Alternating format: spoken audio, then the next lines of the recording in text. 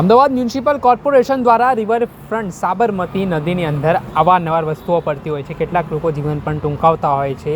ત્યારે આવી તમામ પરિસ્થિતિઓને પહોંચી વળવા માટે ફાયર વિભાગના જવાનોને લઈને dream tracker under water technology વિકસાવવાનો નિર્ણય કરવામાં આવ્યો છે.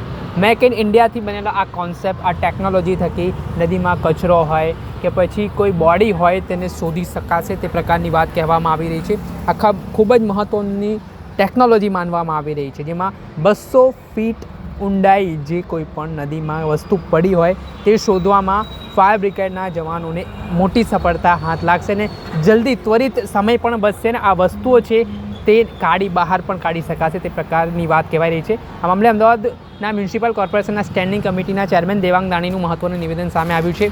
જે નવી ટેકનોલોજી કોર્પોરેશને વિકસાવી છે તેને લઈને તેઓ શું વિશેષતાઓ જણાવી રહ્યા છે અને આગામી સમયમાં આ ટેકનોલોજી કેટલી લાભદાયી બનવા જઈ રહી છે અમદાવાદ શહેરમાં તે સાંભળી લો.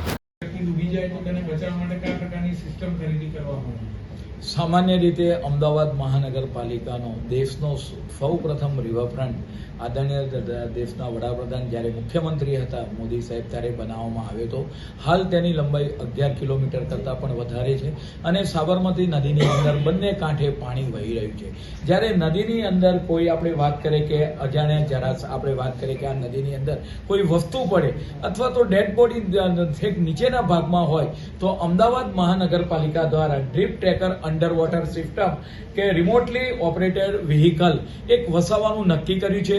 પરિણામે નદીમાં છેક તળિયે કોઈ પણ વસ્તુ હોય, ડેડ બોડી હોય તો એને તરત જ આઈડેન્ટિફાઈ થાય. આ સંપૂર્ણ મેક ઇન ઇન્ડિયા કોન્સેપ્ટ ઉપર આધારિત છે. આ સાધન ફાયર વિભાગની અંદર ખૂબ જ ઉપયોગી થશે અને લગભગ 200 મીટર સુધી જમીનમાં નીચે જઈને પાણીની અંદર નીચે જઈ એ વસ્તુને અથવા તો ડેડ બોડી હશે એને શોધી શકશે. અને આ મશીન છે રાત્રિના સમયે પણ સામાન્ય રીતે મરઘીવા અથવા તો ફાયરના જવાનો પાણીની અંદર રાત્રિના સમયે જઈ શકતા નથી તો આ સેન્સરની મદદથી રાત્રિના સમયે પણ એનું ટ્રેક સ્થાન શોધી શકશે. અને જ્યારે મહાનગરપાલિકા પાસે અનેક તળાવો આવેલા છે, રિવરફ્રન્ટ મોટામાં મોટો રિવરફ્રન્ટ છે ભારતનો, ત્યારે આ મશીન એ ફાયર વિભાગને ખૂબ જ ઉપયોગી સાબિત થઈ થશે. લગભગ આ મશીનની અંદાજિત કિંમત 95 લાખથી 1 કરોડ રૂપિયાની છે.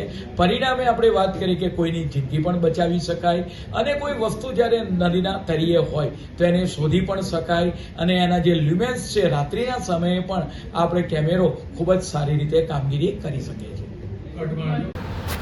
આપણે સાંભળ્યા હતા અમદાવાદ મ્યુનિસિપલ કોર્પોરેશનના સ્ટેન્ડિંગ કમિટીના ચેરમેન દેવાંગ દાણી. તેમણે આ મામલે મહત્ત્વનું નિવેદન આપ્યું છે. સાબરમતી નદી જે રિવરફ્રન્ટ ઉપર આવેલી છે તે નદી ખાતે આ મહત્ત્વપૂર્ણ પ્રોજેક્ટ છે તે આગામી દિવસોમાં અમદાવાદ મ્યુનિસિપલ કોર્પોરેશન લાગુ કરવા જઈ રહી છે. જેમાં ફાયરના જવાનોને આનાથી ખૂબ જ મહત્ત્વની મોટી સફળતાઓ હાથ લાગવાની છે અને જે કોઈ પણ ડેડ બોડી હોય, કચરો કે કંઈક એવી વસ્તુઓ હોય તેને ત્વરિત શોધી શકાશે. આ ટેકનોલોજી આગામી દિવસોમાં ખૂબ જ સદુપયોગી બનશે તે પ્રકારની આશાવાદ પણ કોર્પોરેશન દ્વારા વ્યક્ત કરવામાં આવી રહ્યો છે.